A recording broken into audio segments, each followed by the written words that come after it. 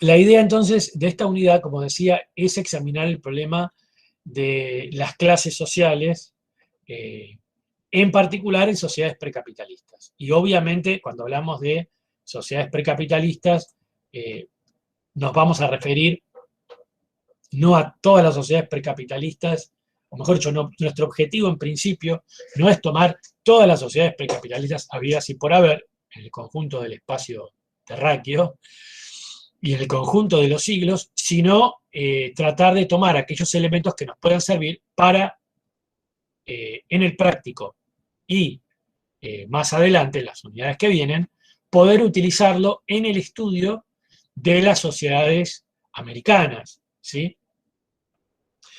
Eh, pero justamente una de las cuestiones que nosotros observamos en la carrera de historia y en general, en la cuestión, en el problema, en la academia en general y en el pensamiento, en las discusiones intelectuales en general, es que hay una desvalorización del problema teórico. Es decir, no se trabaja con los conceptos, no se delimita los conceptos que se van a trabajar y con los cuales se van a hacer los análisis. Por eso es que en esta materia trabajamos bastante sobre eso, bueno, qué es una revolución, qué es una nación y ahora qué son las clases sociales. Básicamente porque, bueno, quienes cursan la carrera saben que esas cuestiones no están sobre la mesa, que la mayoría de los estudiantes y la mayoría de los graduados y investigadores son obligados a usar conceptos cuya discusión no está en juego y no se ha hecho, ¿no? Eh, los, básicamente los conceptos de clases sociales son, yo no diría mal vistos, sino básicamente son prohibidos. Es decir, no se le permite a los estudiantes, cuando digo no se les permite, me refiero a mecanismos eh, menos inmediatos, a mecanismos menos visibles, a mecanismos no siempre tan directos, de represión del pensamiento en los estudiantes, ¿no? A ningún docente, creo, o por lo menos que yo tenga sabido, le ha dicho a un estudiante, no podés usar la terminología de clases si no te desapruebo. Nadie lo va a decir, porque quedaría muy en evidencia. Pero hay mecanismos mucho más sutiles, ¿no? La desvalorización, la utilización de ese elemento de control ideológico para poner las notas, ¿sí? Eh, y luego, cuando, digamos, se juega la cuestión de las becas o la cuestión del trabajo, es decir, cuando un estudiante se recibe y quiere trabajar de historiador o de profesor de historia, la cuestión de las clases aparece ya mucho más fuertemente, es decir, la represión ideológica aparece mucho más fuerte. En el caso de quienes son docentes, esa represión puede ser muy variable y puede aparecer cuando uno muestra una planificación y entonces el coordinador, la directora, la supervisora, quien esté ahí a cargo, le dice, no, esto no. Eh, y aunque uno pueda ampararse en la libertad de cátedra, puede suceder como ha sucedido en la facultad, que hemos tenido que batallar durante más o menos 2 años para que esta materia pueda darse. Eh, o puede suceder, como dije, en cuestiones laborales que tienen que ver con cuando, otra vez, un estudiante quiere dedicarse a la investigación. Y para dedicarse a la investigación tiene que recibir, tiene que comer, o sea, tiene que recibir una beca, un subsidio, lo que recibe un investigador por su trabajo. Y cuando se presenta a cualquier concurso de becas, eh, obviamente la cuestión ideológica está casi en primer lugar. Eso no quiere decir que ningún marxista pueda entrar a ninguna beca nada por el estilo, sino que eso se dificulta mucho y en algunos momentos eso se traduce en elementos más extremos. Y entonces son mecanismos de represión. Esos mecanismos de represión son los que básicamente sostienen toda esa amalgama, sostienen ese consenso historiográfico que se suele disfrazar del producto de una reflexión. La desestimación del concepto de clase social es presentada como el producto de una elaboración colectiva y un afán de rigurosidad. Por eso yo puse el texto de un catedrático que se llama Pedro Caraza, que está en la bibliografía para este teórico, donde este catedrático de la Universidad de Valladolid, un catedrático con mucha experiencia y mucho peso académico, es decir, no puede ser considerado un outsider y mucho menos un hombre de izquierda, reconoce abiertamente en este artículo algo que no me gusta mucho la falsa modestia, pero es cierto que nosotros hemos dicho muchas veces en varios lugares, y lo hemos escrito, que el concepto de élite era más bien un acuerdo, una especie de acuerdo profesional, una especie de llave para la entrada en ciertos ámbitos laborales, más que un concepto con un contenido detrás. ¿Qué quiero decir? Que se usa el término élite para que un trabajo pueda ser aceptado, pero nadie sabe muy bien qué significa. Incluso yo siempre decía en mis clases que yo nunca había podido leer de ningún historiador argentino una definición de élite. Nunca. Y quien me la trajera, yo siempre, digamos, desafiaba a cualquier alumno a que si me traía una definición de élite, producto de un trabajo conceptual de algún historiador argentino del siglo que se dedicara a siglo XVIII y siglo XIX, entonces esa persona, bueno, digamos, yo le ponía un 10 y, digamos, no hacía falta que hiciera ningún parcial. Y como siempre relataba, todos los estudiantes que han cursado conmigo han tenido que hacer parciales. Bueno, este catedrático español, que escribe en el año 2001, es decir, él lo dijo antes que yo, pero yo no lo sabía porque no lo había leído, lo dice abiertamente, en forma mucho más cruda de lo que incluso lo dije yo. Y entonces, bueno, por eso obviamente lo incluí en la biografía, pero la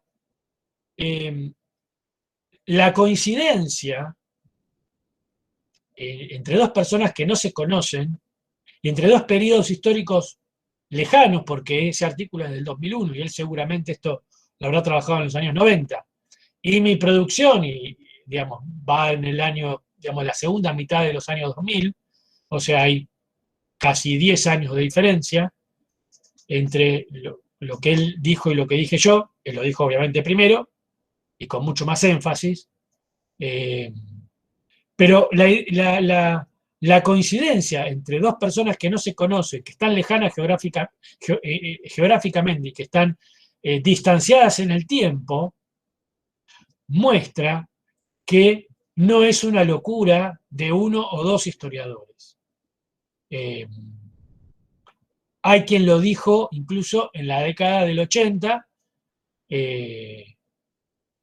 un historiador francés, que estoy tratando de recordar el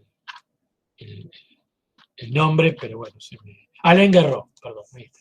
Alain Guerrot lo dijo también, vamos a referirnos a él cuando hagamos el debate. Alain Guerrot también lo dijo en la década del 80, es decir, un francés, un español, un modesto argentino, en 3 décadas diferentes, y hablando, y digamos, haciendo una mirada a vuelo de pájaro, no haciendo una lectura demasiado profunda, eh, han dicho esto. Con lo cual, otra vez, esta idea de que estas categorías de élite no tienen más sustento que un acuerdo profesional, no un acuerdo intelectual, sino un acuerdo profesional, que es algo diferente. Un acuerdo intelectual es acordamos en una serie de conclusiones. Un acuerdo profesional es esta es tu clave para tener trabajo, ¿sí? Es como quien, digamos, tiene que marcar una tarjeta, ¿sí? No hay ningún elemento, ningún desarrollo intelectual detrás de eso. Entonces, esa sospecha que tenemos varios, algunos tienen la posibilidad de escribirlo, otros no, algunos tienen un público más amplio, como es el caso de Alain Guerrero o Caraza, otros tenemos un público más acotado, eh, pero evidentemente acá hay una sensación, ¿sí? Eh, entonces, la idea es tratar de pensar si los conceptos que fueron instaurados de la década del 80 para aquí, particularmente en América Latina y especialmente en Argentina y en las carreras de historia, son, digamos, elementos adecuados o las sociedades que tenemos que analizar en esta materia pueden ser analizadas mucho mejor con el concepto de clase social.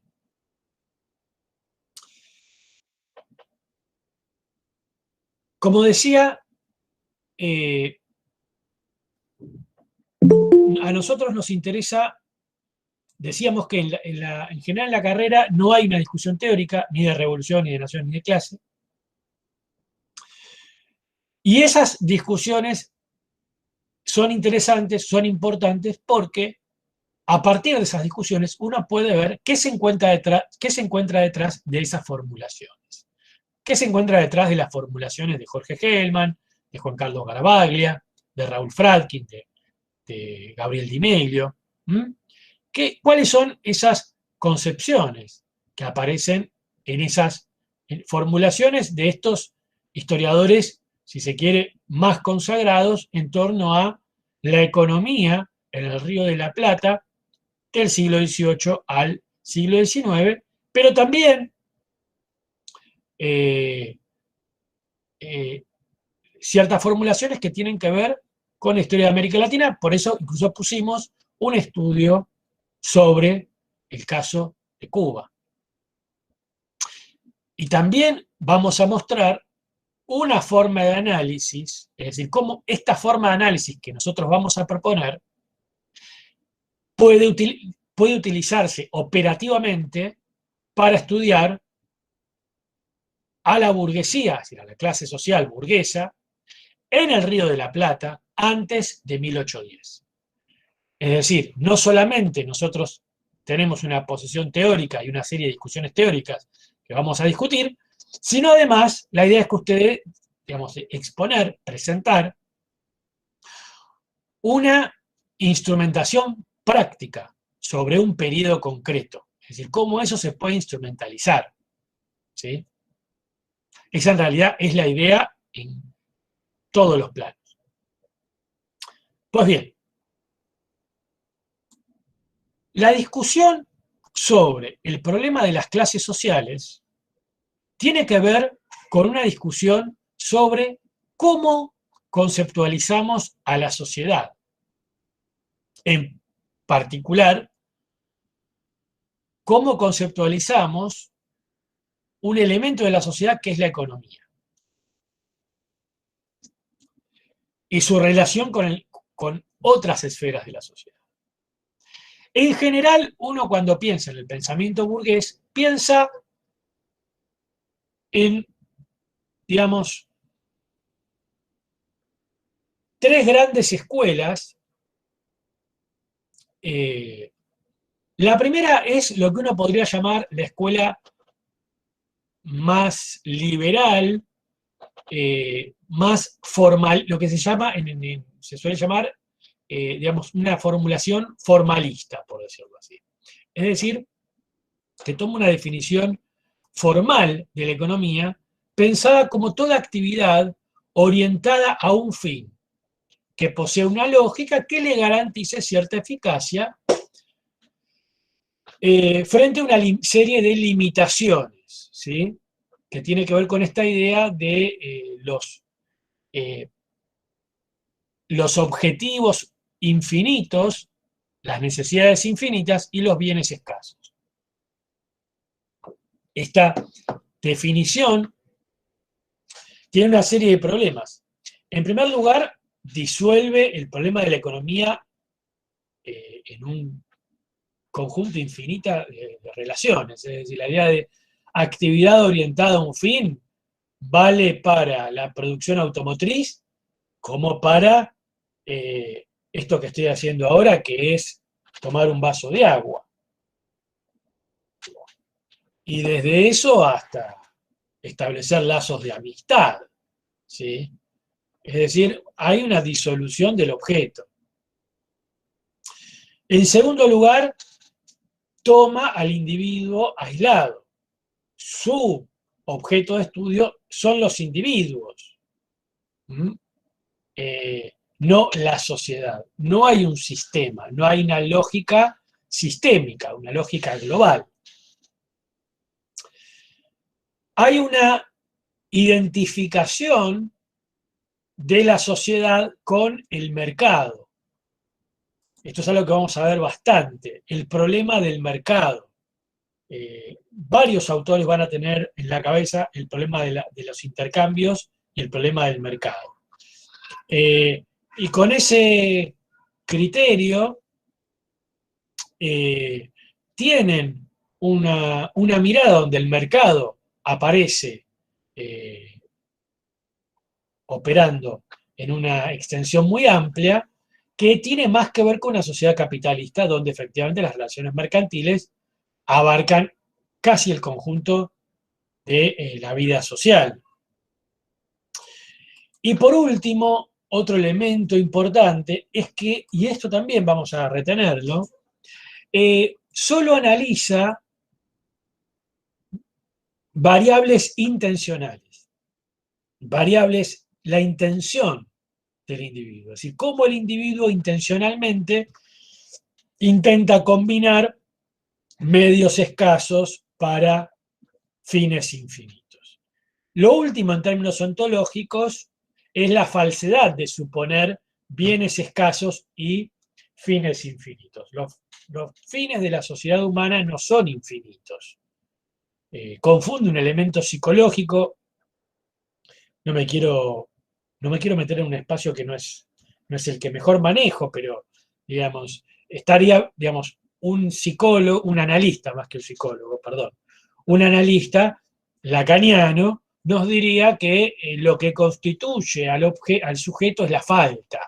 Bueno, acá hay una idea de infinitud, ¿no? Es decir, el deseo que nunca se consuma. Bueno, no me quiero meter en eso, pero es una idea, es una teoría más bien psicológica que no se puede aplicar a la sociedad. La sociedad no tiene objetivos infinitos. No toda sociedad tiene objetivos claros, pueden ser alcanzables, pueden ser inalcanzables, pero infinitos no. Y los medios tampoco son infinitos, no son finitos, porque los medios, la finitud de los medios depende de los objetivos. Doy un ejemplo. Actualmente, los medios exceden a los fines. Los medios exceden a los fines. Es decir, hoy en día el desarrollo de las fuerzas productivas permitiría, por ejemplo, que todo el mundo estuviera vacunado contra el COVID. Que todo el mundo estuviera vacunado contra el COVID, que no existiese el hambre, que no existiese la indigencia, entre otras cosas, ¿no? Y sin embargo, sí, esos son los medios. Hoy en día el desarrollo de la producción mundial permitiría que todo el mundo pueda comer, que todo el mundo pueda vestirse, que todo el mundo pueda tener su vida material resuelta. Pero eso no funciona, es decir, ¿por qué? Porque los objetivos de la sociedad como sociedad es simplemente la reproducción del capital, no el bienestar general. Por lo tanto, tenemos una serie de medios mucho más importantes que los fines. ¿Se entiende? Por lo tanto, esta idea de fines infinitos y medios finitos es una idea ontológicamente inadecuada. Y solamente, mejor dicho, en realidad es una reducción, una vulgarización del problema del desarrollo humano, que en una tesis que tiene que ver con una tesis que, mejor dicho, que bien expresa Gerald Cohen en una tesis muy interesante que es la tesis del desarrollo. Gerald Cohen es un historiador marxista, tiene un libro excelente que es La teoría de la historia de Karl Marx, un libro que recomiendo mucho, y él tiene dos tesis. La tesis de la primacía, que es la tesis de la primacía de las fuerzas productivas, es decir, que el factor determinante de la historia humana es las fuerzas productivas, y la otra tesis es la tesis del desarrollo, que lo que él dice es la tendencia, ¿sí? Es al desarrollo de las fuerzas productivas. Las fuerzas productivas tienden a desarrollarse porque el ser humano tiende a resolver problemas cada vez más complejos, ¿sí? Pero una cosa es decir eso y otra cosa es hablar de los fines y los medios, ¿sí? Pues bien, decíamos, esa es la formulación formalista. Formalista porque, otra vez, piensa en la economía como una forma, ¿sí? Y, como dije, la idea más ultraliberal, por decirlo así, de, de la economía, lo que uno podría pensar en von Mises, en Hayek, y aquí sería un exponente de todo esto, un Milley, un expert, ¿no? Serían básicamente estos liberales libertarios, básicamente. Pero bueno, es toda una tendencia que incluso en América Latina hay muchos estudios de este tipo de enfoque. Bulmer Thomas, por ejemplo, en la Historia Económica de América Latina, de Bulmer Thomas, tiene esta, esta, esta mirada, ¿sí? Pero, digamos, no es estrictamente la mirada con la que uno más discute, aunque uno podría encontrar con las miradas que uno discute una relación con el formalismo. Las otras dos formulaciones los que vamos a discutir, que están explicadas en el texto de Godelier, que es el otro texto que tenemos hoy, y es un texto que yo elegí especialmente. Yo en realidad recomiendo todo el libro, lo voy a mostrar acá, es un libro excelente, ¿sí? Economía, fetichismo y religión en las sociedades primitivas. Es un libro, tiene varias ediciones, esta es una de las ediciones más nuevas, porque la edición anterior la rompí toda. Bueno, la rompí porque la usé y qué sé yo, y entre mudanzas y cosas, sí, creo que la edición que tenía 25 años más o menos. Y acá, y bueno, no me han sobrevivido. Bueno, decía, es un libro que yo recomiendo en general. Todo aquel que se vaya a dedicar a sociedades precapitalistas debería leer todo ese libro, ¿no? Y sobre todo todos los que están interesados en la discusión con el campesinismo y con el indigenismo, que vamos a trabajar la clase que viene. Pero bueno, decía, acá tenemos otra mirada que intenta pensar ya en la sociedad como una totalidad. Es decir, ya la sociedad aparece, en la otra formulación la sociedad no existe, ¿sí? Es una sumatoria de individuos. Acá la sociedad empieza a existir con una preocupación, ¿no? Es decir, el funcionalista está preocupado por los mecanismos de integración. Entonces, como está preocupado por los mecanismos de integración, entiende que hay una sociedad. ¿Sí? Bueno, acá yo me podría quedar con cada uno de los puntos mucho tiempo hablando. A veces uno tiene que pasar y quedan cosas. Y a uno le queda la sensación de que quedan cosas. Pero bueno, hay que ir adelante. Decía, en realidad el funcionalista empieza entendiendo de que hay una sociedad, de que hay un sistema, ¿no? De que hay una interdependencia funcional de las diferentes partes del sistema.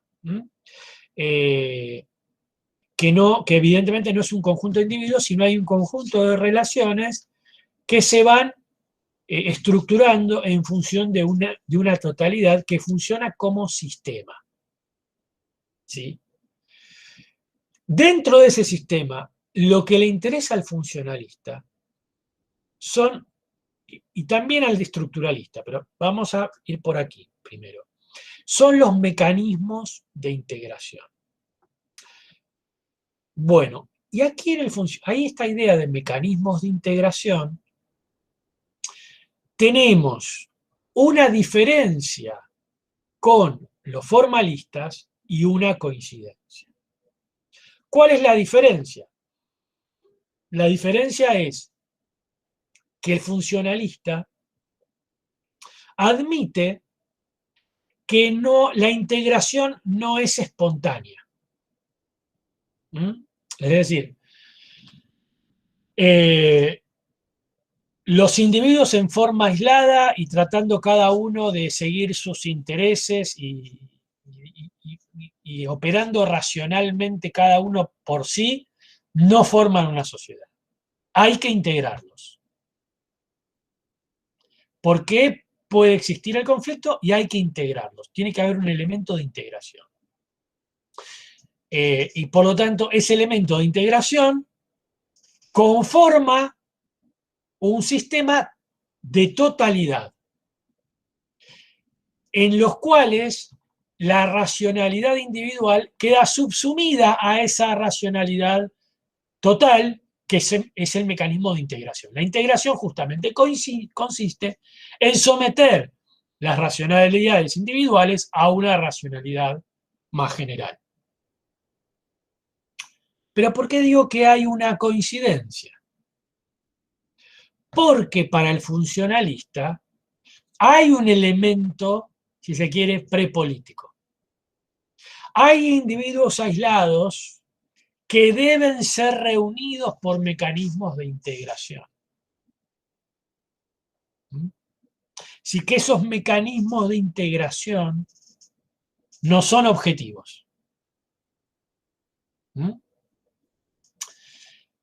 Esos mecanismos de integración son esas partes de la totalidad que tienen la función de integrar otros subsistemas.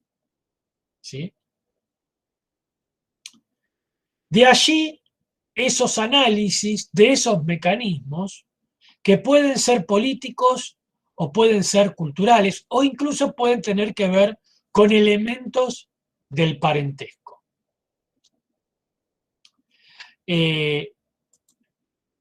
Esos mecanismos también pueden ser mecanismos, como dije, políticos, pueden ser mecanismos de parentescos y pueden ser mecanismos escalonados y variables. Esto de escalonados y variables, por una cuestión de tiempo y por una cuestión de poder separar los problemas, vamos a trabajarlo la semana que viene cuando veamos el problema del campesinismo. ¿Por qué? Porque vamos a ver cómo todas las formulaciones, todos los trabajos de los historiadores digamos, más importantes sobre el Río de la Plata y sobre América, que trabajan con la concepción chayanoviana, es decir, la concepción campesinista, se basan en los postulados del funcionalismo. A pesar de que ellos dicen que vienen a renovar la historia y que quieren sacar la historia de concepciones tradicionales, se basan en el viejo funcionalismo de la década del 30 y del 40.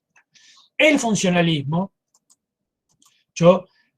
hay cosas que doy a veces por supuestas, pero yo entiendo que es un público heterogéneo, ¿sí?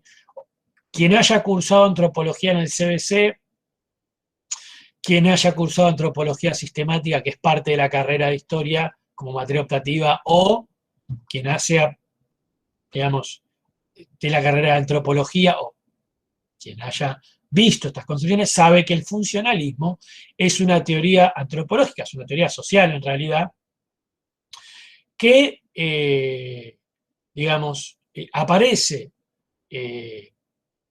a fin del siglo XIX,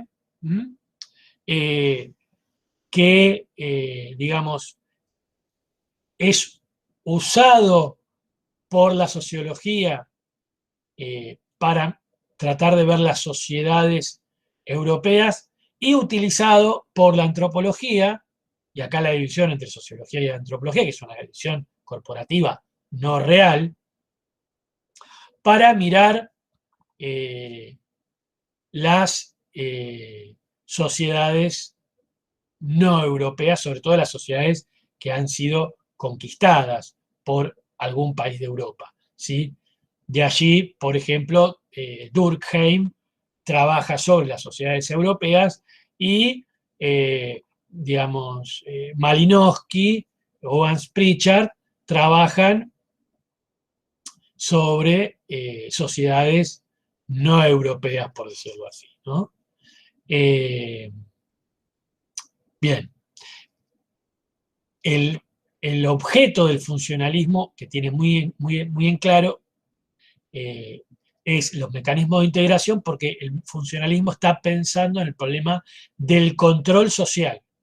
Como está pensando en el problema del control social, busca pensar estas cuestiones de, como dije, los mecanismos de integración. Es el funcionalismo considerado una de las teorías tradicionales, ¿sí?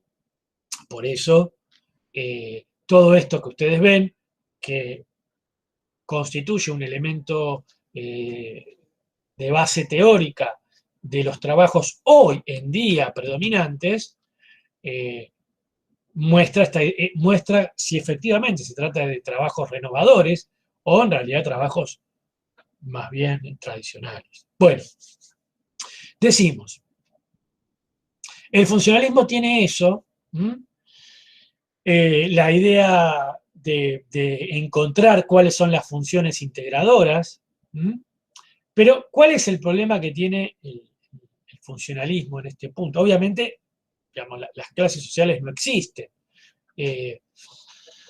para este esquema, y entonces el problema que tiene esta mirada es que reduce el problema de las relaciones sociales a lo inmediatamente visible, es decir, aquello que se puede ver, aquello que los propios actores pueden decir de sí mismos, ¿sí? Aquello que se puede, aquello que la propia sociedad puede formular como tal, relaciones de propiedad, relaciones de organización laboral, de organización técnica laboral, no social, las reglas de propiedad, ¿sí? La tecnología, es decir, otra vez, relaciones políticas, rituales, ¿sí? Todo lo que religión, la religión como concepción y como elemento integrador, pero la religión no estudiada como un elemento, es decir, no estudiada analíticamente, sino estudiada descriptivamente. ¿Sí? Y obviamente, al tener esta mirada tanto de la religión como de las relaciones de propiedad, como de las relaciones políticas, el propio funcionalismo es incapaz de despegarse de la concepción dominante de esa sociedad, ya sea de las clases dominantes de esa sociedad, ya sea de la propia forma que tiene la sociedad de explicarse a sí misma. ¿Sí? Bien, en ese sentido es una concepción, por un lado, ideológica. ¿Por qué ideológica? Porque reproduce la propia ideología que tiene la sociedad, ya sea la sociedad en su conjunto, en una sociedad que no tiene clases, o de la clase dominante, en el caso de una sociedad de clases.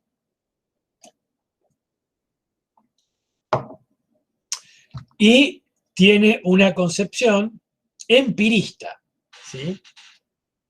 Porque no puede mirar más allá de lo visible. Y entonces confunde la estructura con las relaciones sociales que son visibles. Pero además, no puede explicar el cambio, ni puede explicar el cambio de las diferentes funciones, ¿sí? Ni siquiera puede explicar el cambio en el sentido social, es decir, por qué una sociedad aparece y por qué desaparece. Dicho de otra forma, no puede explicar la crisis. Y acá vamos a un elemento central que luego lo vamos a ver también en el estructuralismo. No pueden explicar la crisis. La crisis, en este caso, es siempre el producto de un factor exógeno. ¿Sí? Alguna invasión, alguna catástrofe natural, algún elemento de conflicto interno que tiene que ver con una cuestión muy puntual, muy personal. Por eso digo exógeno. Exógeno porque no obedece a los mecanismos de integración. Si la integración no falla, algo, digamos, digamos algo diferente a la propia proceso de integración, la disolvió. ¿Sí?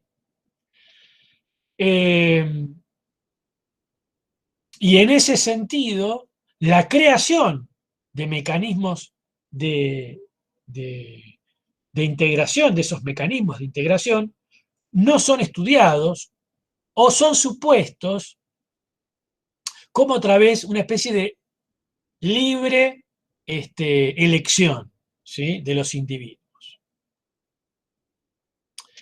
Entonces, en ese punto se pierde el elemento causal. ¿Sí? Se pierde el elemento de crisis si se pierde el elemento causal. ¿Mm?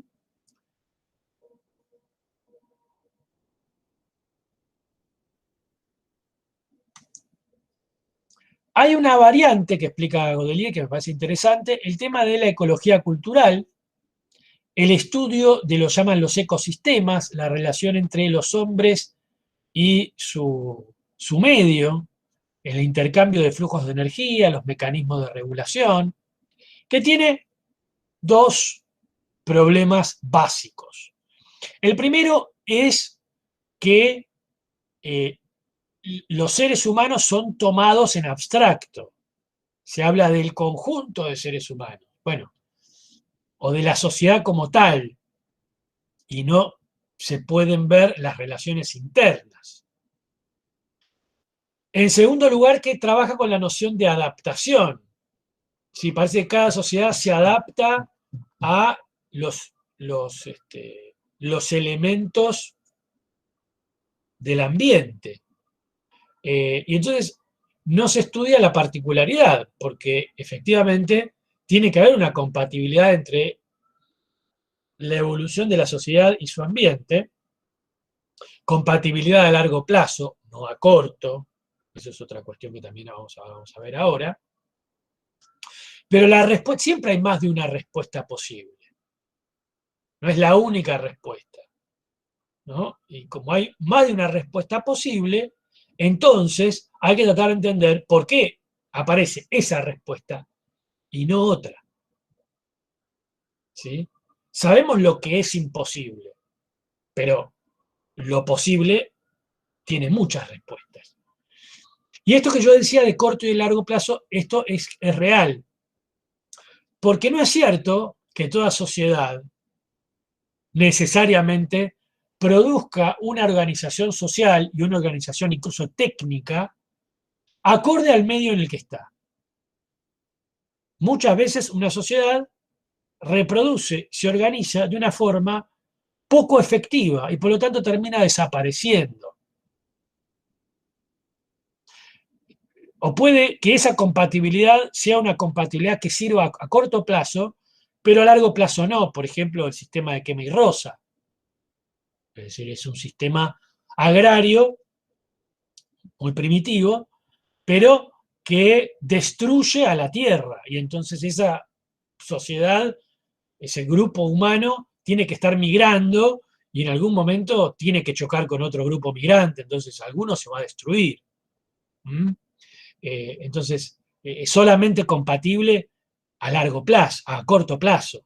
Estas cosas hay que también entenderlas y otra vez volvemos a la discusión sobre, o volvemos, digamos, tomamos acá la discusión sobre lo natural y lo artificial y que en realidad el desarrollo humano termina con el tiempo destruyendo la naturaleza y si volvemos a una producción anterior, entonces estamos más en armonía con la naturaleza, bueno, todo eso no es cierto. Eh, pero bueno, eh, entonces, esta idea entonces no puede pensar el problema, eh, digamos, del hombre concreto. ¿Mm? Eh, y después, como elemento general, el funcionalismo no puede ver las contradicciones internas. ¿Sí? Las contradicciones internas son, otra vez, anecdóticas y no orgánicas. Acá arrancamos con una primera cuestión. Las contradicciones, como digo, son episódicas. Fulanito o un grupo se peleó con otro en este momento. ¿Sí? Pero no hay un antagonismo orgánico. Un antagonismo que tiene que ver con el propio funcionamiento de la sociedad. Si la sociedad funciona enfrentando a esta gente.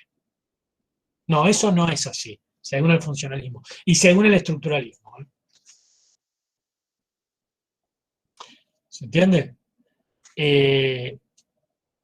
Ustedes me van a decir, bueno, pero ¿y entonces para qué los mecanismos integradores? Los mecanismos integradores están para unir individuos que buscan su racionalidad individual, pero no necesariamente, mejor dicho, pero no para integrar antagonismos sociales.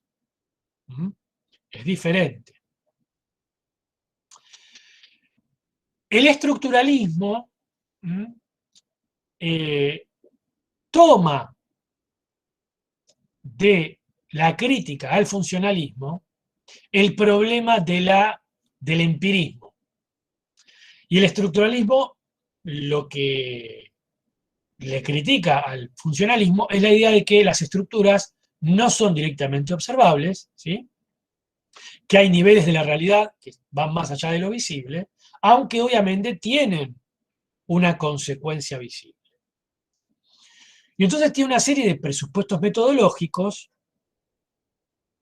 en algunos casos ligados al funcionalismo, en otros casos no. ¿Sí?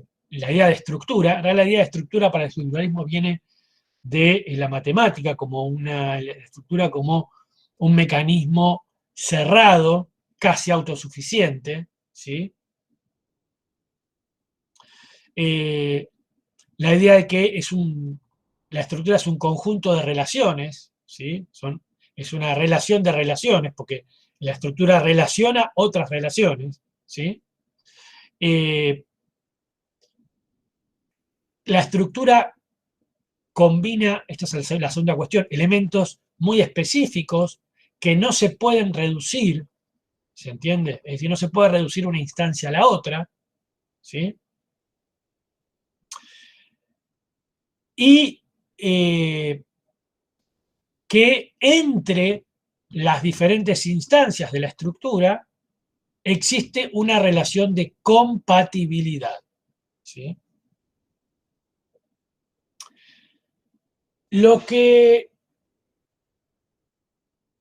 va a buscar el estructuralismo es entender los códigos formales de cada sociedad. Lo que dice es que cada sociedad tiene un código, una especie de gramática, que hace que esa sociedad funcione.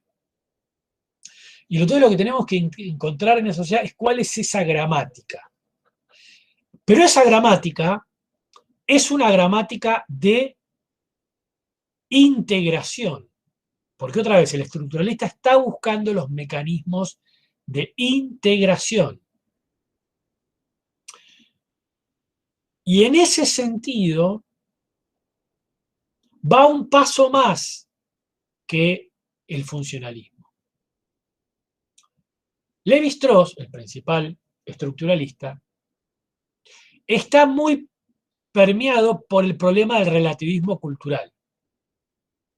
Por eso uno de sus libros más famosos se llama El pensamiento salvaje. Y él está pensando en el problema de las diferencias que se trata de hacer entre las sociedades europeas y las sociedades, digamos, no europeas consideradas atrasadas. Entonces él trata de discutir la idea de que las sociedades atrasadas son sociedades, por decirlo así, muy diferentes a las europeas. Entonces él trata de buscar cuáles son los elementos comunes. Y entonces él va encontrando, como dije, códigos formales abstraídos de la situación concreta que eh, permiten, que determinan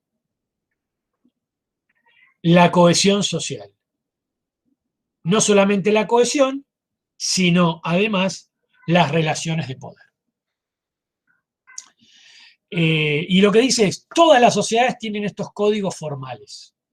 Por lo tanto, no se puede hacer una diferencia entre la sociedad europea y las sociedades africanas, por ejemplo, o asiáticas. ¿Por qué? Porque en realidad todas las sociedades tienen esos códigos formales. Esta idea del estructuralismo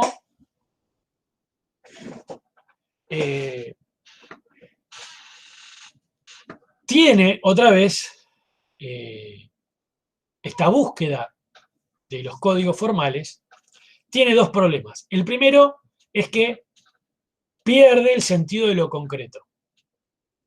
Tratando de mirar lo no visible, se pierde lo visible. Una explicación social, una explicación, un trabajo, tiene que explicar lo que no se ve y lo que se ve. O mejor dicho, cómo lo que no se ve determina lo que se ve. Porque en cada sociedad esa combinación es muy particular. Lo concreto, lo que se ve, es el resultado de un conjunto de determinación. Eso por un lado. Por el otro, no, esos códigos formales son más bien, esto es importante, son más bien pretensiones de la clase dominante o de la sociedad que realidades en todos los casos.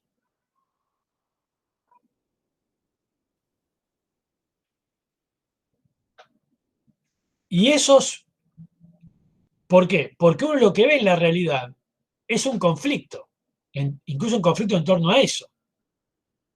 Y uno lo que ve es una dinámica de cambio. Si esos códigos formales son así,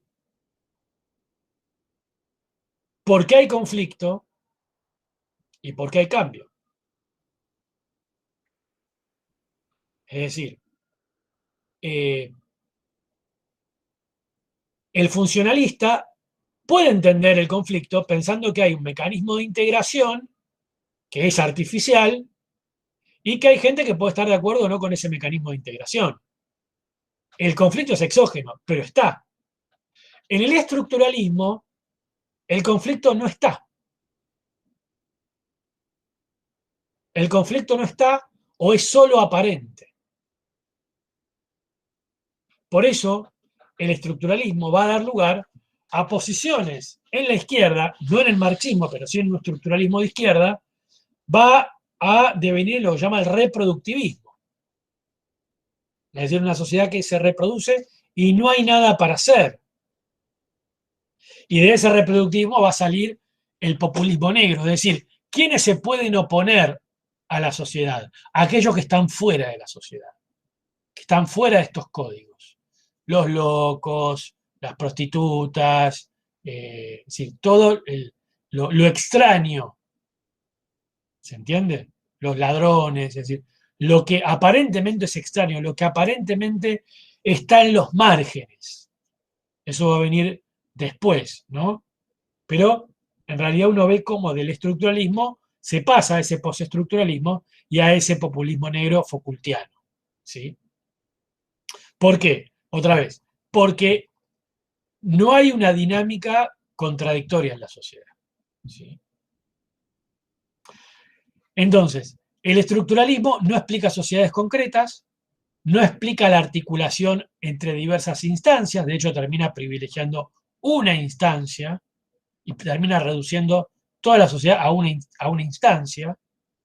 ¿Mm?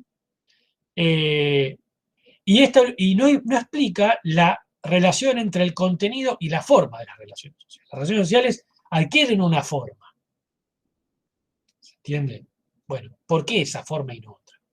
Pero, y acá es lo más importante, no puede entender las leyes del desarrollo. Porque para el estructuralismo no hay desarrollo.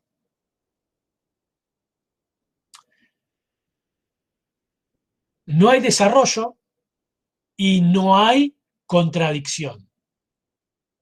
Cuando digo no hay contradicciones, no hay contradicción intrínseca. Y por lo tanto, el desarrollo es el desarrollo de la contradicción. Dicho de otra forma, hay desarrollo porque hay contradicción. Y a su vez, ese desarrollo profundiza esas contradicciones. Desarrollo y contradicción son dos caras de una misma moneda del funcionamiento de la realidad. Esta es una cuestión más ontológica que el estructuralismo y el funcionalismo no la piensan.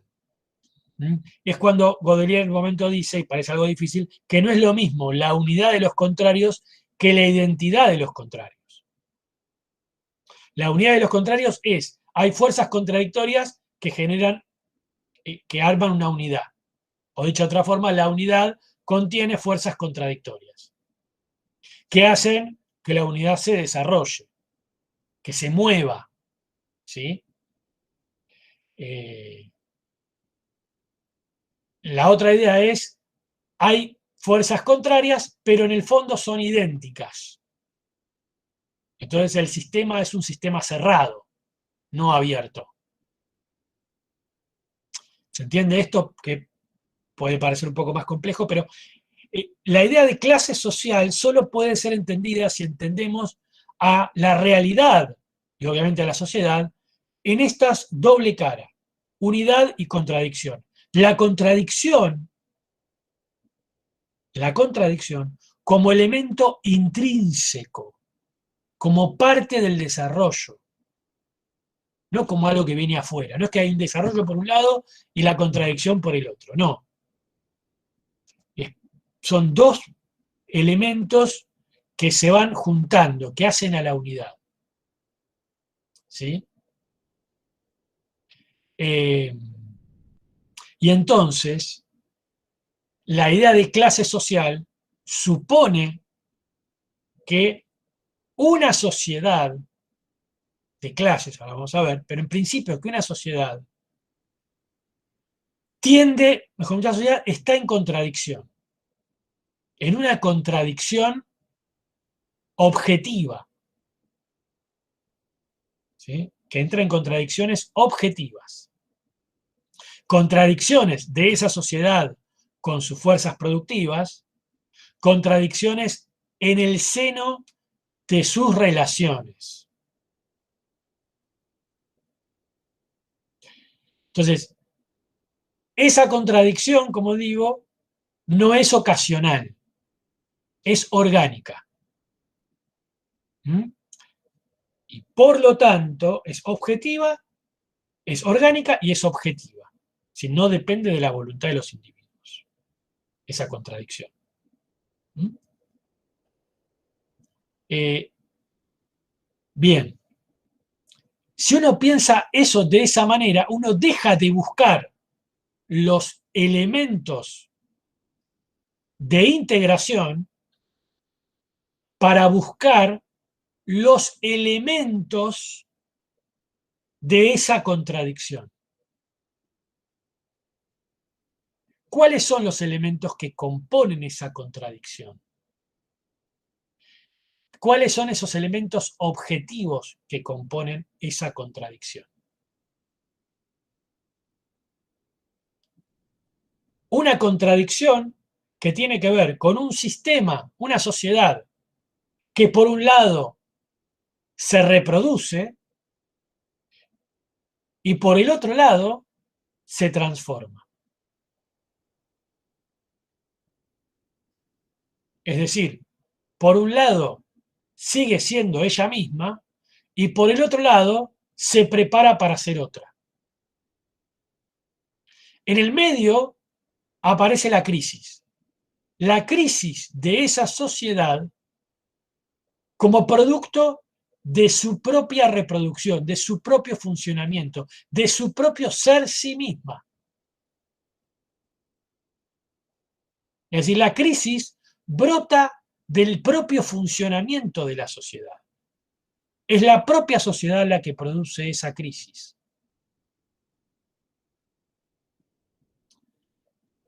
Entonces, esta idea ontológica, si se quiere, es importante, fundamental, para entender por qué la noción de clase y no la noción de élite o de sectores populares. ¿Se entiende? Porque tenemos que tratar de entender, primero, que hay un espacio de funcionamiento objetivo y un espacio de funcionamiento subjetivo. La tendencia de una sociedad o de la realidad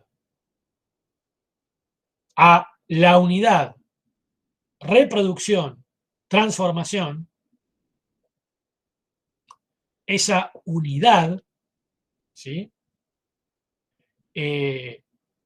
Esa unidad, desarrollo, contradicción, ¿sí? Esa ley es objetiva.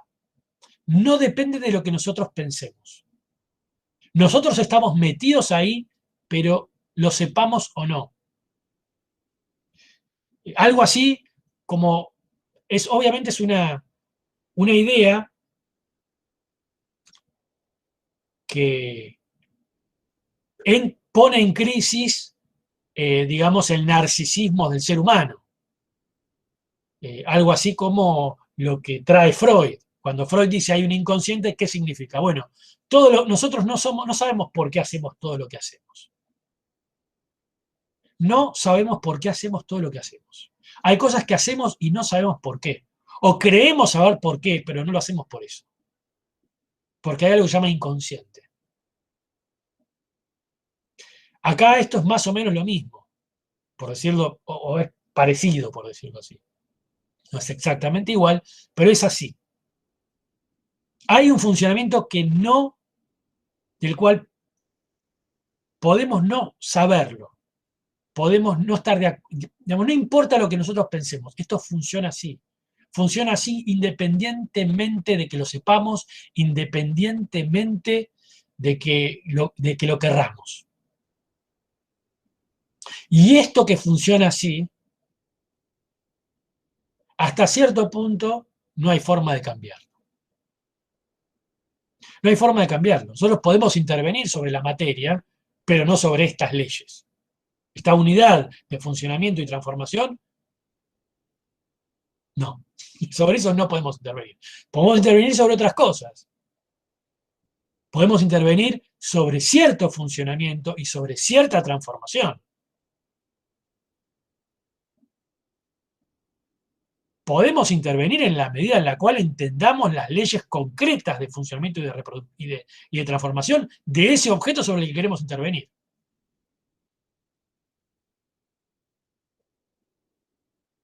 Pero sobre esa ontología no. Entonces la idea de clase supone eso. Supone que hay una instancia objetiva. No importa lo que yo crea. Yo me puedo creer Susana Jiménez, siempre digo. No soy Susana Jiménez. Soy Fabián Arari. ¿Sí? Hay alguien que...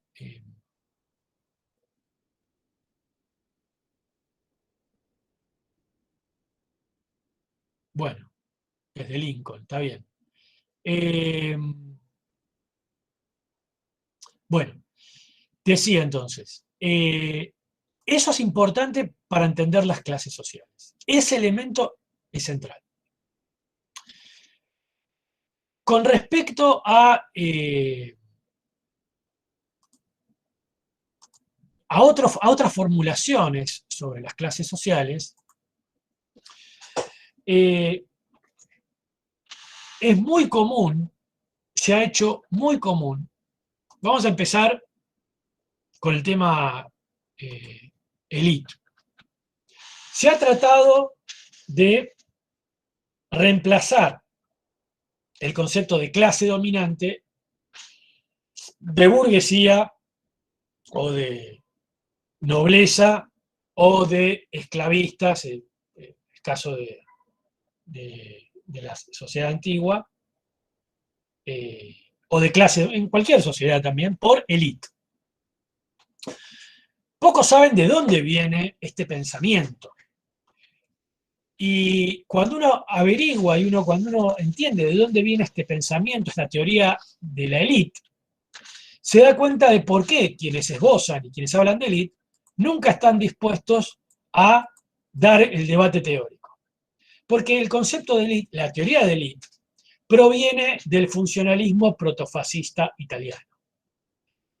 A partir de dos intelectuales, uno es Vilfredo Pareto y el otro es Caetano Mosca, con quien discutía Gramsci. Gramsci discutía con Caetano Mosca y con Vilfredo Pareto. Dos intelectuales, algunos, digamos, en principio más fascista que otros, pero en general la idea que tienen es siempre va a existir una minoría que tiene que dominar a las masas. Las masas no se pueden gobernar solas, son incultas, y entonces tiene que haber una élite. Siempre la hubo y siempre la habrá. Toda la cuestión es ver cómo se compone esa élite, ¿sí? ¿Y quiénes son los que no son la élite? La no élite, ¿no? Es decir, en un grado de desarrollo de la comprensión social tan importante. Me hace acordar a un emperador chino que tenía que clasificar los animales y los clasificaba los animales que están en el palacio y los que no están en el palacio, ¿no? Bien, esto es un poco así, es decir, la élite y la no élite, ¿no? Bien. Es una mirada obviamente muy impresionista y hay mucho miedo a la igualdad, porque piensen que en este momento Vilfredo Paresto y Caetano Mosca están discutiendo con el comunismo. El fascismo va a discutir con la revolución, ya sea en Italia como en Alemania. ¿No? Es decir, es el momento en la década del 30, década del 20, década del 30, donde se está combatiendo abiertamente a la revolución proletaria, al comunismo. Es decir, y por lo tanto las teorías son teorías muy abiertamente antimarxistas. Y esto lo dice otra vez un catedrático, que es Caraza, que no es marxista. Obviamente es una mirada muy empírica, muy empirista, ¿no? Es decir, ¿quiénes son los que gobiernan? Estos. Estos son una élite. ¿Por qué son la élite? Porque son los que gobiernan. ¿Cómo se define a los que gobiernan? Porque son la élite. Sí, un razonamiento circular y muy empirista. Eso deriva en otros autores como Ortega y Gasset o Tolby, la idea de que la élite aporta racionalidad. Después empieza a aparecer un pensamiento paretiano, más a favor de la democracia, la idea de, bueno, hay una circulación en la élite, puede ser que la élite represente a los que no están en la élite, puede ser que hay gente que entra en la élite. Nunca terminamos de saber cómo se define la élite. En la posguerra, historiadores como Henri Pirén o Schumpeter, más sobre la economía, también trabajan con la élite, también trabajan con una élite que puede ir mutando, ¿sí? Aparece también la idea de que fuera de la élite puede aparecer otra élite y entonces reemplazar a esa élite.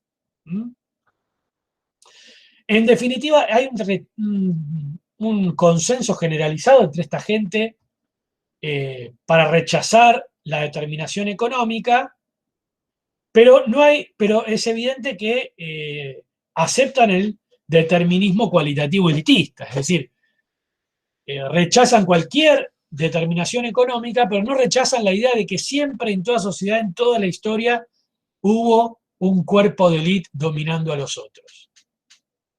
Es evidente que esta gente nunca estudió sociedades anteriores a la constitución de los estados, ¿no? Es decir, donde había sociedades que no son sociedades de clases, por ejemplo, la sociedad que ve Godelier y los Mbuti en el Congo, que son sociedades sin clases, entre otras, ¿no?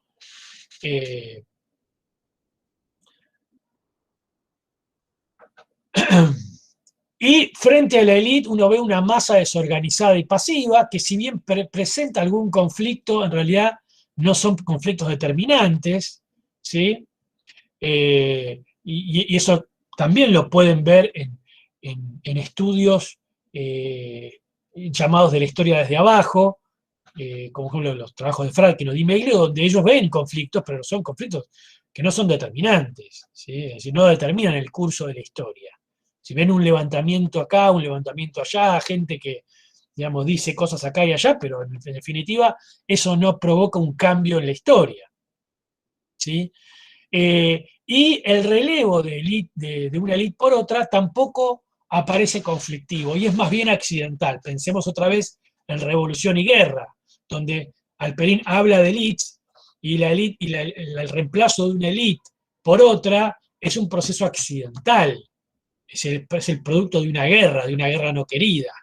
No es inherente a la dinámica social. ¿Se entiende? Como dije, siempre va a haber élites, las élites nunca van a terminar. El concepto de élite, como bien explica Caraza, durante la posguerra aparece más bien en los países anglosajones, sobre todo en Estados Unidos, pero toma una fuerza universal a partir de los años 80 ante la derrota de los intentos revolucionarios en los 70, un avance muy fuerte de la burguesía, un avance ideológico muy fuerte de la burguesía, y ese avance tiene que ver con la teoría de las élites, ¿no? La idea de desterrar finalmente la idea de clase y desterrar finalmente la idea de que una sociedad puede entenderse por el conjunto de sus partes, ¿no? La idea de la élite supone que una élite siempre va a haber y hay una cantidad de gente que no es parte de la élite y ahí hay una brecha que no se puede sin canal de comunicación, porque uno no sabe por qué la élite es élite y los otros no son élite. ¿Qué es lo que determina que esto se reproduzca? ¿No? Más bien es tomado como, lo interesante de la teoría de la élite es que destierra la pregunta. Destierra la pregunta de dominadores y dominados. Ya no explotación. Es decir, destierra la pregunta por el origen del poder político, por lo tanto del poder social. ¿Por qué unos tienen poder y los otros no? Eso a la teoría de la élite no le importa. Lo que importa es tratar de entender cómo la élite se reproduce a sí misma y quiénes son los miembros de la élite. ¿Se entiende? Esto es muy importante. Obviamente, en la teoría de la élite retrocedemos incluso con respecto al funcionalismo, porque acá la sociedad ya no existe. No hay un mecanismo que explique el conjunto de la sociedad. La sociedad está separada. ¿Sí? Caraza dice muy bien que la teoría de la élite sirve para aproximarse a la mentalidad del mundo en que fue construida, es decir, un mundo de una avanzada de la burguesía sobre la clase obrera que implica esta avanzada ideológica muy fuerte, ¿no? Es decir, la sociedad ya no existe, ya no te podés preguntar por qué la burguesía tiene el poder y la clase obrera no. Esa ya no es una pregunta válida. Vos podés preguntarte si querés cómo vive la clase obrera, cómo vive la burguesía, cómo viven los círculos de poder, pero ya no te podés preguntar por la relación entre dominantes y dominados. Es muy interesante lo que dice Caraza en el respecto, que yo comparto, y es por eso de entre los cuales pusimos la materia, porque él dice, se genera un clima de pobreza teórica. Nadie se tomó el trabajo de entender lo que el funcionalismo quiso decir, no se inventó una teoría sustitutiva, se siguió con Pareto y Mosca. Y esta frase que a mí me parece muy interesante, dice, sencillamente usamos las herramientas, a veces solo fonéticas, de una teoría que hoy muy pocos se atreverían a defender en público.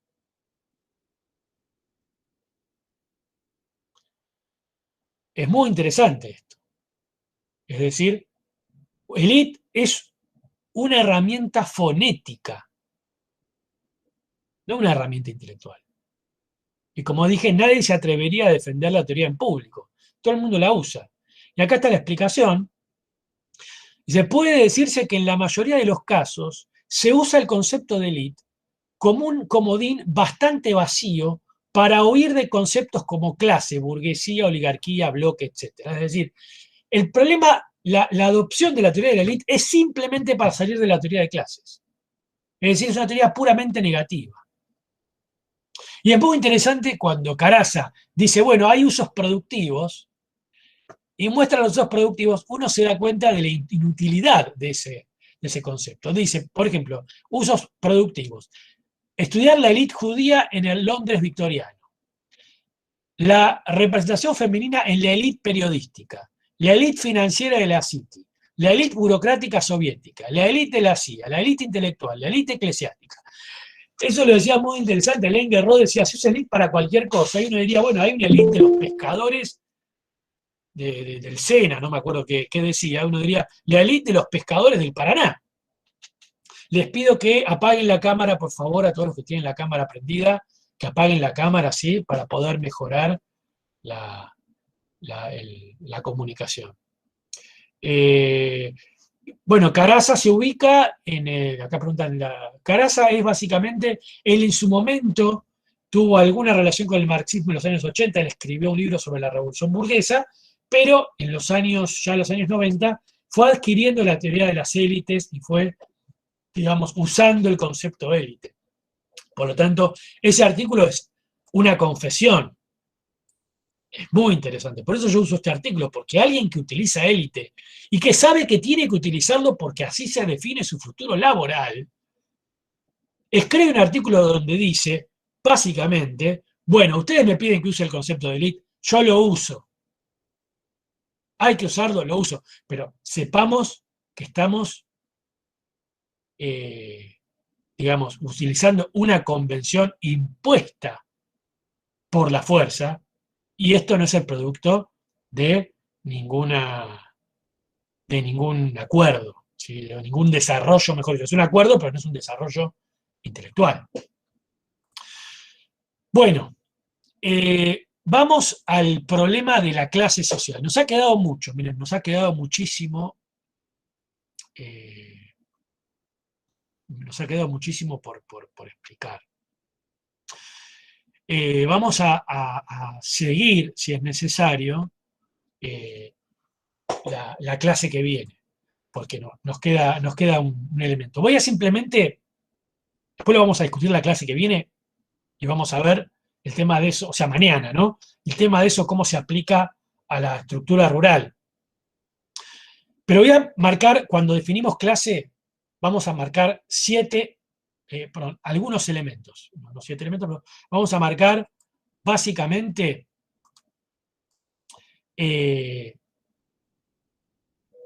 unos elementos, ¿sí? Para discutir, como dije, la clase que viene. Primero, la clase es un conjunto de personas, no es una relación. Es algo concreto. Y como es un conjunto de personas, se puede identificar, se puede estudiar su evolución, si crece, si decrece, si desaparece, si aparece, dónde está ubicada, ¿sí? Porque es un conjunto de personas, no una relación. Dos, es un conjunto de personas en tanto es un término de una relación. La clase social es una categoría relacional, ¿sí? Tercero, esa relación está mediada por un objeto y tiene una función específica que es una relación de explotación. La clase tiene que ver con la explotación. Si no hay explotación, no hay clase social. Si hay clase, hay explotación. ¿Mm? La función de la relación es producir el fenómeno de la explotación. ¿Sí?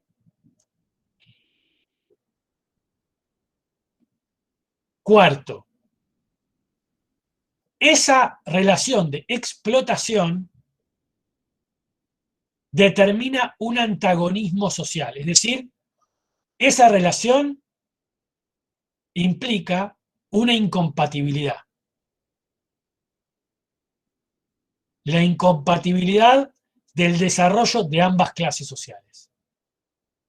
¿Sí? Si una le va bien, a la otra no. Si una acumula, la otra no. ¿Sí?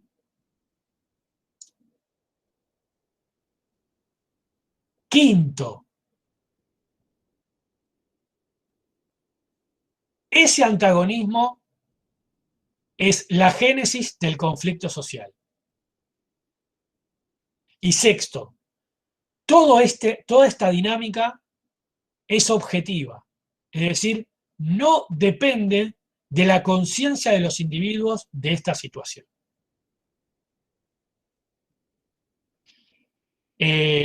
Bueno, esa media hora que estuvimos perdiendo en la configuración de este Meet, es donde yo tenía que explicar todo esto. Así que lo vamos a explicar la clase que viene, que nos va a venir bien para entender también el problema del campesinismo, el problema de las relaciones sociales en el agro, que es muy importante, porque recordemos que América, hasta el siglo XX, son sociedades rurales, capitalistas o no. Y entonces, para entender esto, para entender estas sociedades y las clases, tenemos que también entender qué pasa en el campo, y sobre todo discutir con la teoría más en boga, que es la teoría chayanoviana, ¿sí? La teoría más en boga en la historiografía americana. ¿Mm? Bueno, hasta acá llego hoy. Preguntas. Preguntas por escrito, siempre mejor por escrito.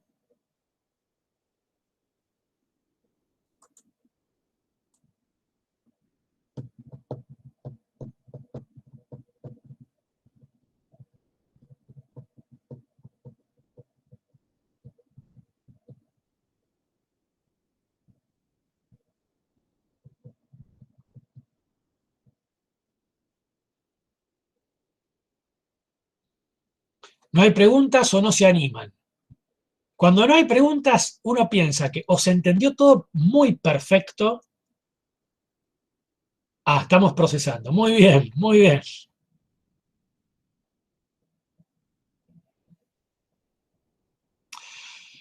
Bien, está muy bien. ¿Cómo discernir un concepto científico de un concepto no científico? Y tiene que ver con su adecuación con un desarrollo, con su adecuación a la realidad. Es decir, en la medida en la cual un concepto me permite explicar una realidad y en la medida en la cual ese concepto no me permite explicar esa realidad, o dicho de otra forma, ese concepto oculta la realidad.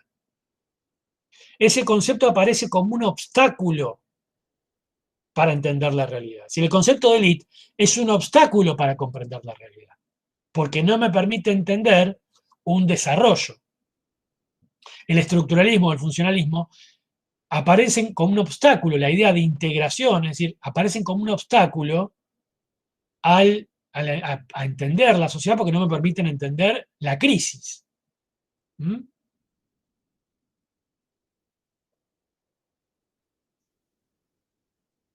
En este caso, el concepto de clase me permite entender el desarrollo y me permite entender una crisis.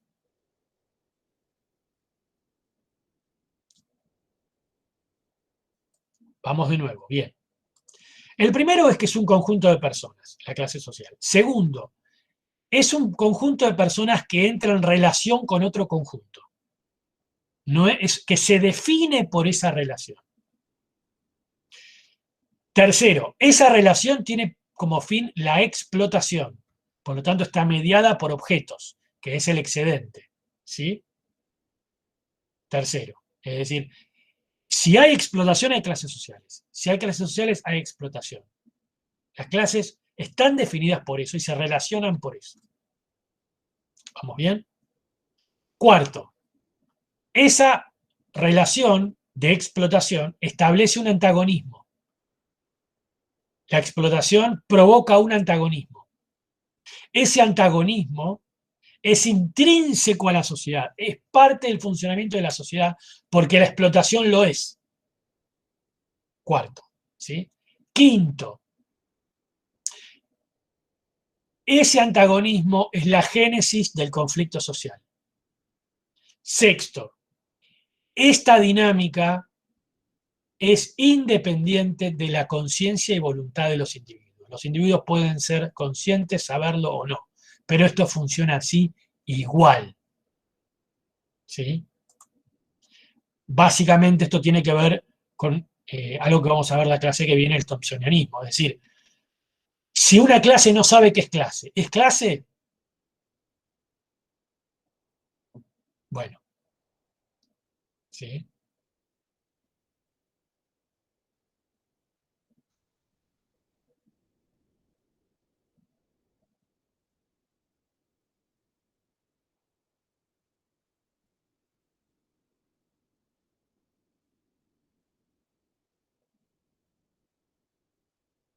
Bien, Valentín pregunta si no alcanza para analizar las sociedades en transición, sino si el concepto de clase nos alcanza para analizar las sociedades en transición hacia el capitalismo y que por lo tanto no han desarrollado plenamente las clases sociales antagónicas propias del capitalismo, le hace burguesía y proletariado. ¿Acaso la cuestión estamental no complementa el análisis en sociedades como las del Río de la Plata del siglo XIX? Bueno, acá hay un problema teórico y un problema empírico, un problema práctico. Si no se desarrolla una burguesía y no se desarrollan relaciones capitalistas, entonces no hay ninguna posibilidad de transición al capitalismo, ni de revolución burguesa. ¿Mm? Es decir, la transición al capitalismo supone que hay ciertas relaciones, ¿m? Eh, que empujan en el sentido del dominio del modo de producción capitalista. Lo que hay que distinguir es entre relaciones sociales y modo de producción. Las relaciones capitalistas son anteriores al modo de producción. Bajo el modo de producción capitalista se transforman en relaciones dominantes. Pero en Europa, por ejemplo, encontramos relaciones capitalistas antes de la revolución burguesa. Lo que pasa es que no son relaciones hegemónicas, son relaciones subalternas. ¿Bien? Entonces, teóricamente, si no hay una burguesía y no hay un desarrollo de un protoproletariado, eh, no hay posibilidad de transición al capitalismo, salvo que el capitalismo, no sé, aparezca mágicamente. Es decir, acá ya tenemos una concepción, digamos, eh, más bien formalista del capitalismo. Es decir, el capitalismo es, nos ponemos todos de acuerdo de que sea capitalismo. Es decir, un conjunto de personas se pone de acuerdo de que tiene que existir el capitalismo y aparece el capitalismo. ¿Sí? Es decir, no es un elemento objetivo, sino una creación subjetiva entre individuos libres que deciden ir al capitalismo. Eso obviamente es muy difícil de sostener. Obviamente que la transición del capitalismo supone que hay algo antes y que eso antes lleva a esa transición. ¿Mm? Eh, el desarrollo pleno obviamente no existe porque para eso hace falta la revolución, pero hay un desarrollo. ¿Mm? Eh, Después, ¿acaso la cuestión estamental no complementa el de análisis de sociedades? El problema acá otra vez, una cosa es el privilegio de clase y otra cosa es el estamento. El estamento supone una instancia, eh, supone la inversión de la causalidad. ¿Sí? Es decir, eh, el estamento supone que yo tengo un privilegio y ese privilegio me da poder social, por fuera de la cuestión económica. ¿Sí? Es una vieja discusión, es muy interesante, una discusión entre Engels y Düring. Düring decía, eh, Robinson Crusoe eh, digamos, domina a Viernes, que era el esclavo, porque tiene una espada, Viernes no tiene nada, entonces lo domina. ¿Sí? Es decir, la dominación política aparece como instancia determinante del poder social y el poder económico. ¿Sí? Algo que luego Miliband va a discutir con Marx, ¿no? Va a decir, bueno, además de la explotación existe la dominación. Bueno, Engels le contesta, es muy interesante, explicando que si, eh, si Robinson Crusoe puede, primero que obviamente es un elemento muy imaginario, pero que si Robinson Crusoe puede dominar a Viernes con una espada, es porque la espada la sacó de algún lado. ¿De dónde sacó la espada? La espada la sacó porque él proviene de una sociedad que ya trabaja con el hierro. Y él compró la espada antes de venirse el barco.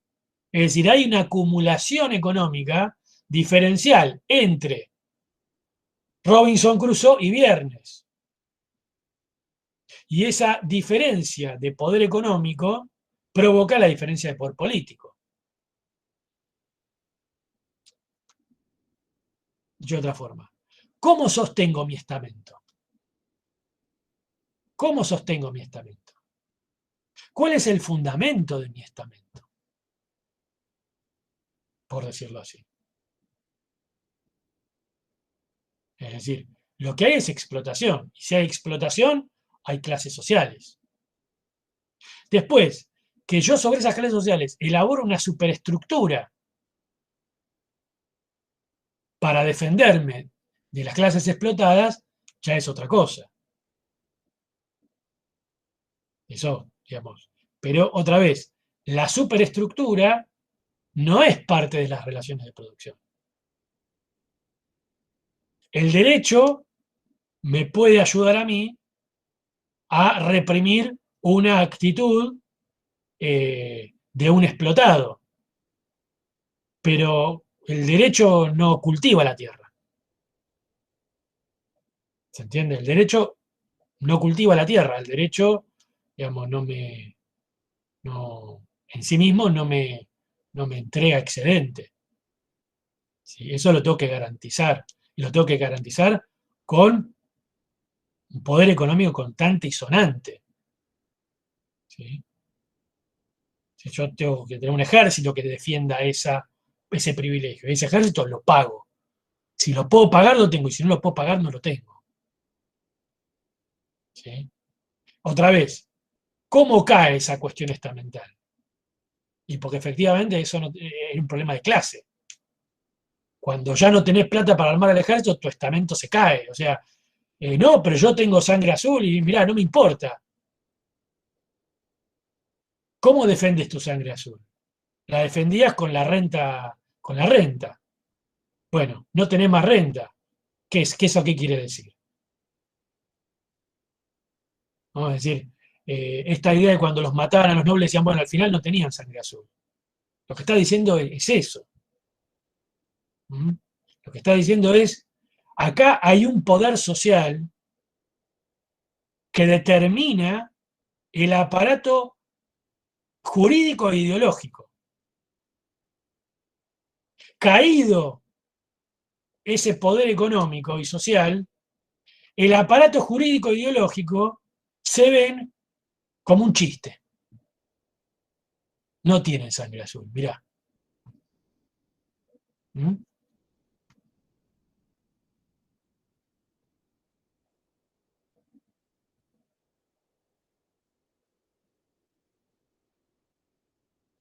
Bueno, ¿alguno más?